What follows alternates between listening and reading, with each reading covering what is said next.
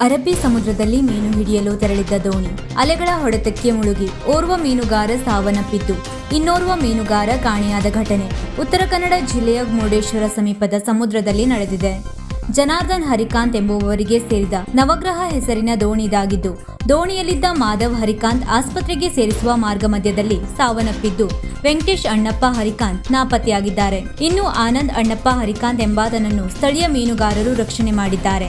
ಕಾಣೆಯಾದ ಮೀನುಗಾರನಿಗಾಗಿ ಸ್ಥಳೀಯ ಮೀನುಗಾರರು ಹಾಗೂ ಕರಾವಳಿ ಕಾವಲು ಪಡೆ ಪೊಲೀಸರು ಶೋಧ ಕಾರ್ಯ ನಡೆಸುತ್ತಿದ್ದು, ಘಟನೆ ಕುರಿತು ಮುರುಡೇಶ್ವರ ಠಾಣೆಯಲ್ಲಿ ಪ್ರಕರಣ ದಾಖಲಾಗಿದೆ.